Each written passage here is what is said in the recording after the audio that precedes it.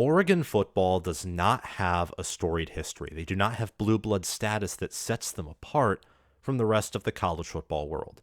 And that's because they only have 14 conference championships and 0 national titles.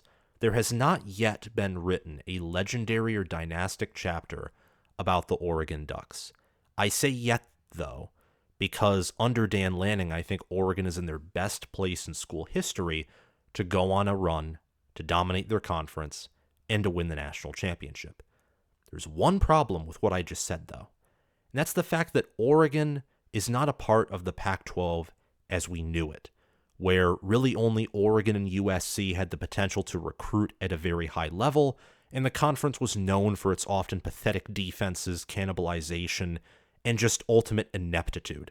In that conference, although it was very deep last year, but I think that's known to be an exception to the rule, I'd say Oregon would dominate for the next several decades, and with security in winning their conference, they could effectively prepare to be a lock for the playoff and probably win a national championship or more. But Oregon is now a part of the Big Ten, and they have 17 problems in the 17 teams not named Oregon who are a part of the Big Ten.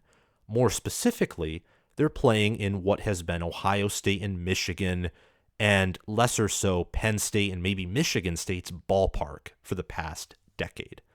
Oregon is the best of the former 4 Pac-12 teams that are joining the Big Ten, best fit to compete immediately in year one and also in the long run. But they have questions, and they could struggle this year. They could also dominate this year. And that's what I want to talk to you about today on this episode of College Football with Sam. Welcome back, fellow football fanatics. Please remember before we begin to like this video as it helps us get into the algorithm, earn more attention, views, monetization, which in turn helps us get more subscribers. And if you could do one thing for me in addition, I typically don't ask this in other videos, but I'm trying to reach Oregon fans and Washington, USC, and UCLA fans. As the Big Ten's expanding, I want to expand with it as we primarily cover the Big Ten, but really all of college football here on College Football with Sam. So if you know an Oregon fan or a Washington fan or a UCLA or USC fan, share this video to them and encourage them to watch it and also subscribe to the channel. And if you yourself haven't subscribed, please subscribe to the channel and click the notification bell so that you can get notified when I release new college football content as it relates to Oregon, the Big Ten, Oregon's opponents this year, and probably chief competitors in the Big Ten moving forward, in Michigan and Ohio State, maybe Michigan State with former Oregon State head coach Jonathan Smith, who's familiar with Oregon, coaching their primary rival for the previous several seasons. And subscribing helps the channel, but also helps you, because at 20,000 subscribers, we will be doing a giveaway. So stay tuned for that, but let's dive right in. I want to first address Oregon's weaknesses and then questions. We'll get to the questions in a few minutes. Does Oregon have any weaknesses?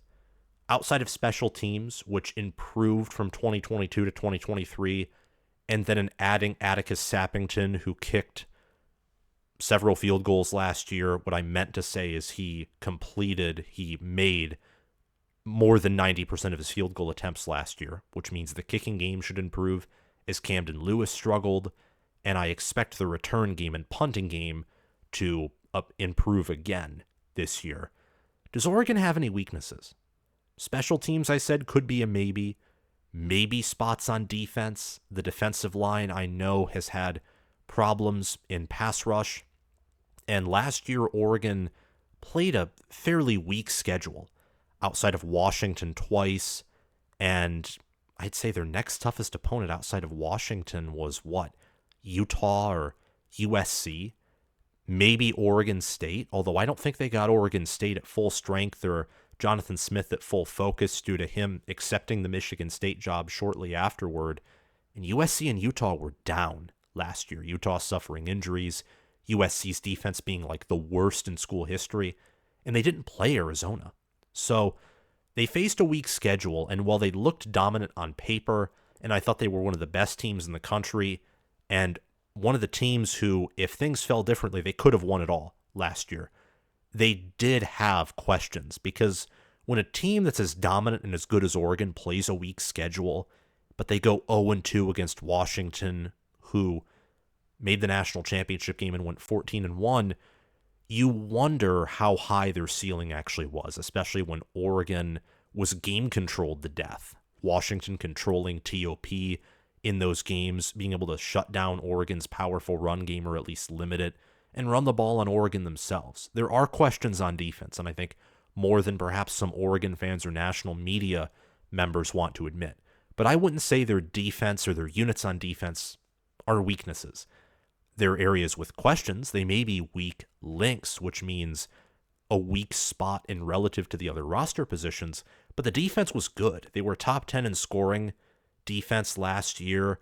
They were top 25 in efficiency. Jordan Birch is an NFL player who comes back. Derek Harmon and Jamari Caldwell, some incoming transfers on the D-line, could be future NFL players.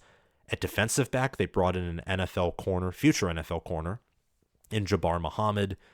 And I just think that with Jeffrey Bassa and Justin Jacobs at linebacker, with other players on the defensive back front, I think that they'll be fine at those positions. They're deep there. They're physical. They've been recruited and developed fairly well, those positions have. Even with all of their losses, the Ducks return nearly 70% of their 2023 production, factoring in transfers, and 10 starters. 10 starters come back. I believe 3 on the offensive line, a receiver, a tight end, Jordan Birch on defense, several other players on the defensive side of the ball, including Jeffrey Bassa, Justin Jacobs. I don't know if he was a starter last year exactly, but he had significant playing time, former Iowa player, and there's a lot to like about this team. I think it's one of the deepest rosters in all of college football right now. And the question with the defense is simply how high their ceiling is. I think it's reasonable to say they'll be a good, great defense this 2024 season. That compared with what should be an elite offense, Oregon has one of the best teams in the country, and they certainly have a good shot to win the Big Ten in their first year in the conference. That's why they're second in odds, only behind Ohio State, who loaded up in the transfer portal, returns a ton of starters, and out of all the 18 Big Ten teams, has recruited the best since, I don't know. I think Ohio State's recruited better than all of the current 18 Big Ten teams since maybe the 2000s, when some Lloyd Carr Michigan teams brought in elite classes. You have to go pretty far back to when Ohio State wasn't consistently recruiting the best players coming into the Big Ten. There are questions, though, as I mentioned, and I want to get to these questions because talking about the strengths and the potential of this team, I think is easier to do and more realistic.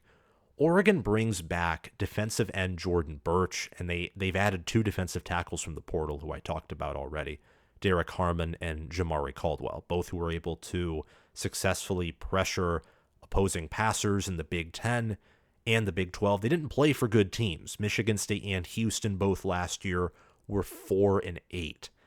Those are the teams that Harmon and Caldwell come from, but they'll have better supporting casts on defense and a better offense to work with that will help them be better players.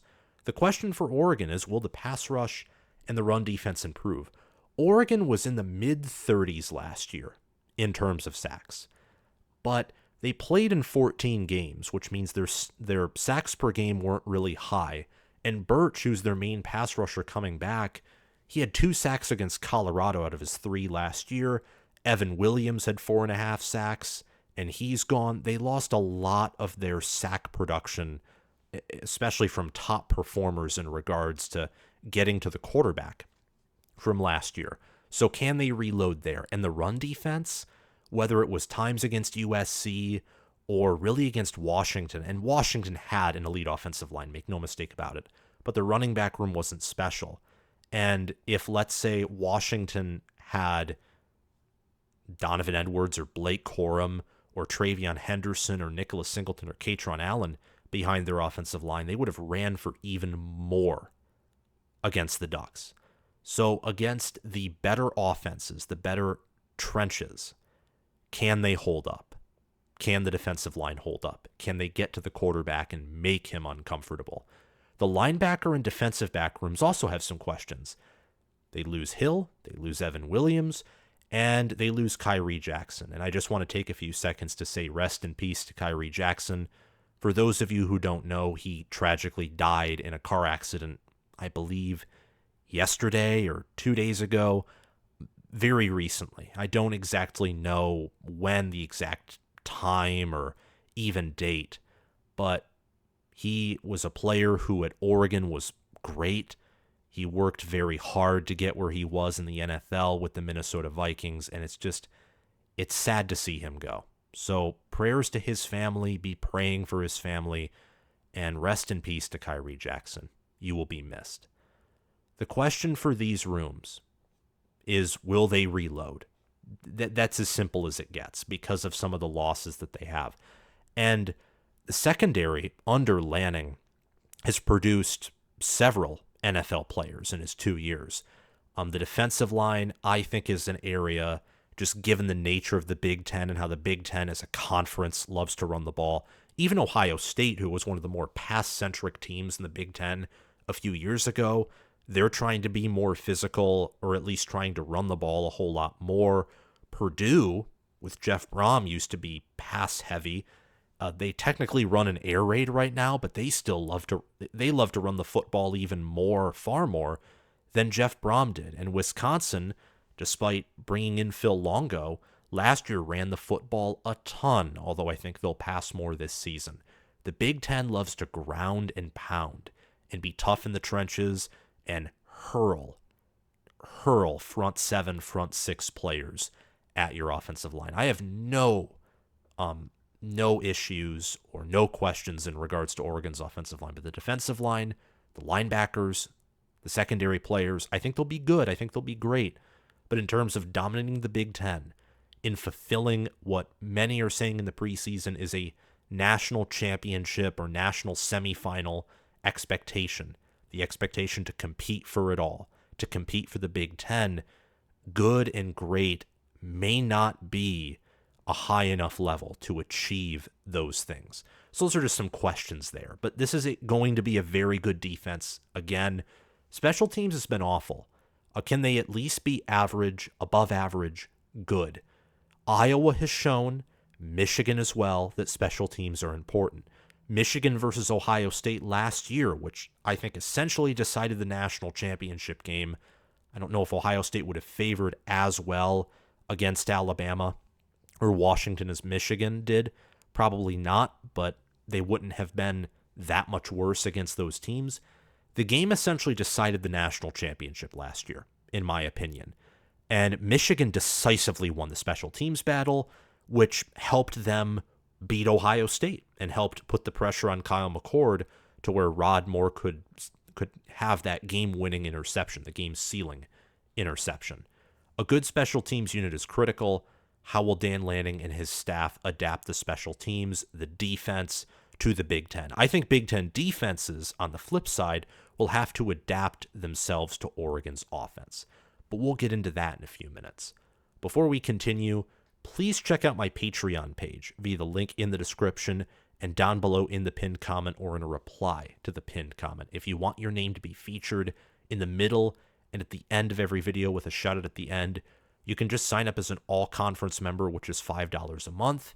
If you want some bonus content sprinkled in there, you can sign up for the All-American membership, which is $10 a month.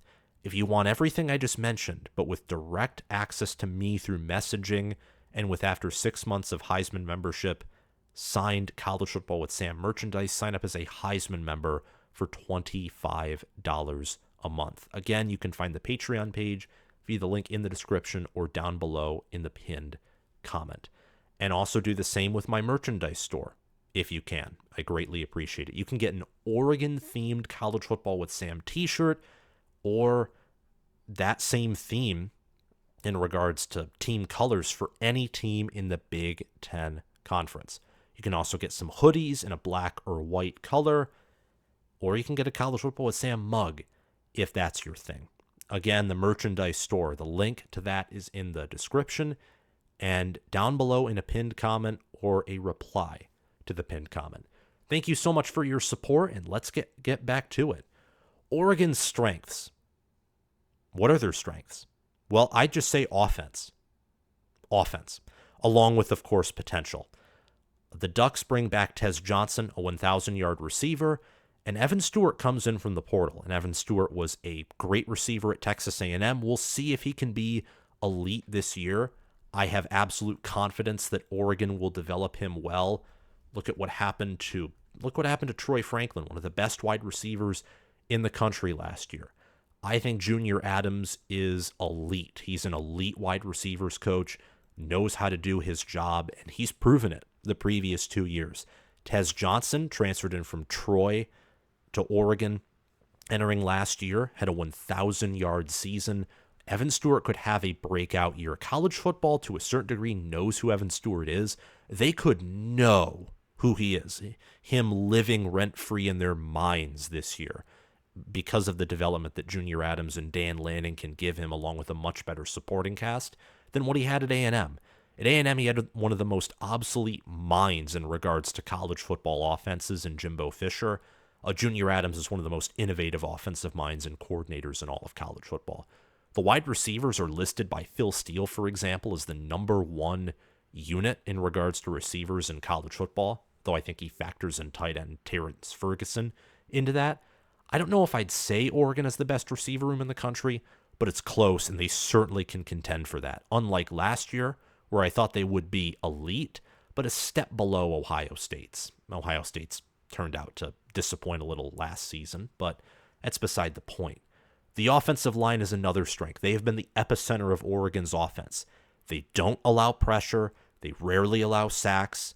They are able to shove you into the turf and let, whether it's Bucky Irving, Noah Whittington, Jordan James, run all over you. Oh, don't forget Bo Nix either, and Dillon Gabriel can also scramble. So having great trenches, especially on the O-line, is how you win with offense in the Big Ten. Michigan has shown that the previous 3 seasons. Ohio State has shown that at different times under Ryan Day and Urban Meyer. The best Mark D'Antonio teams with Michigan State didn't just have elite defenses. They had tough and gritty offensive lines and running backs who would make you pay. And also quarterbacks who could at least do a great job of game managing. Oregon has all of those things I just mentioned in regards to the offensive side of the ball and succeeding in the Big Ten.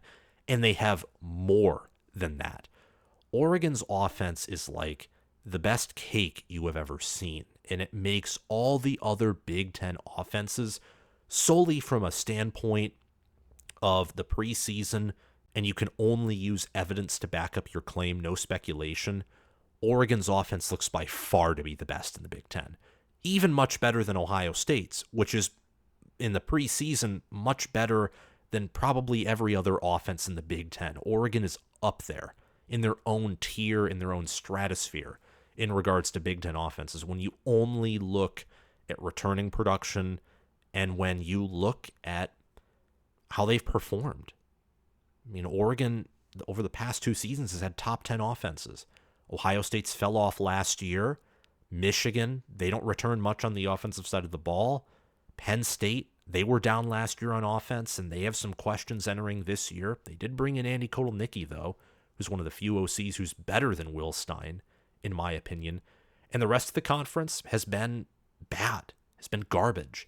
Washington lost all of their offense. UCLA had problems on offense last year and loses some key players. And USC, their offense will be great. It'll be near elite. It could be elite. I think it'll be below Oregon's, though, because the questions they have in the trenches, they don't have the same tight ends. Lake McCree is not as good as Terrence Ferguson, and their receivers are significantly younger.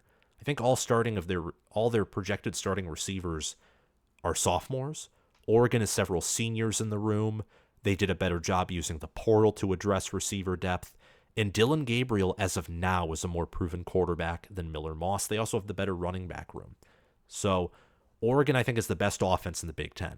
That's their strength. And speaking of Dillon Gabriel, he's a veteran, and I think with Will Stein, he should have his best season in his career. The Ducks' potential is probably the most interesting point that I have to share. I think they have one of the highest, if not the highest, ceiling in the conference. And I don't even have Oregon power rated in my top 2. I think that Ohio State will be better than Oregon. And I think there's a better chance than most people believe that Michigan and Penn State will be better than Oregon. The biggest reason for this is the defensive front. Michigan, Penn State, and Ohio State all have one thing in common. They have elite fronts. You may think I'm using the word elite too much, and maybe I am. You can actually include Iowa in this list. But the reality is the Big Ten has dominated defensively, especially over the previous 2 seasons. They won the national title last year. Michigan did. They played one of their worst games of the year against Alabama, still came out on top. And if you were to re-simulate the college football playoff, there's probably a better chance than not Michigan beats Alabama by 2 scores and still owns Washington in the national championship game. Their defense, which was all-time great, Michigan's, was a part of that. It's why they shut down Michael Penix after he torched Texas. It's why Jalen Milroe was good in the middle and late portion of the season for abusing secondaries of all kinds and for being able to scramble. And he could scramble a little bit, but Michigan did a better job of shutting him down than Georgia's defense did. They did a much better job, in fact. And Ohio State, by analytics, they faced a tougher schedule, yet had a similar defense, only slightly behind. Same with Iowa, and same with Penn State. Oregon's defense, I just don't think that they yet have that elite defensive front. I could be wrong this year, but that's my more so prediction or projection. When you look at ceiling and when you look at floor, when you solely look at potential, Oregon's front does have the potential to probably not be all-time great, but to at least be near elite or elite. And if the secondary pans out, having simply a top 10 defense with, let's say, the best offense in the country, boom, you're in the national title conversation. You might be the best team in college football this year, because I think that this year, in regards to what are the traditionally more top-end teams, will be down. Georgia this year, I don't know if they'll be as good as the 2021 or 2022 team. And part of me thinks that they won't. Michigan won't be nearly as good as they were last year. I think they'll still be a near elite to elite team, trending more toward the latter. I think they'll be top 4, top 5, but they won't be number 1. They won't even be close to the all-time great conversation. Ohio State has questions in the trenches, more so the offense and at quarterback, which are very important positions. Penn State as well. Penn State until proven otherwise. And Texas has questions. Oklahoma has questions. Alabama has questions. I mean, Nick Saban's team last year was not good by a Nick Saban standard. They were the worst Alabama team since 2008. He somehow took them to the playoff and had them beat one of the better teams in the country in Georgia, but they lose a ton. And while I'm high on Kalen DeBoer, and I think Alabama will be an elite team this year, they could not be. The reality is the Ducks have one of the highest ceilings in all of college football right now. Their offensive line last year was elite. They returned 3 players from that, and they have the best offensive tackle unit in the country with a Johnny Cornelius and Josh Connerly Jr. Dillon Gabriel is a near-elite quarterback. Oregon may have the best wide receiver room in the country, and Jordan James and Noah Whittington will make up a lethal running back room behind what will be an elite offensive line.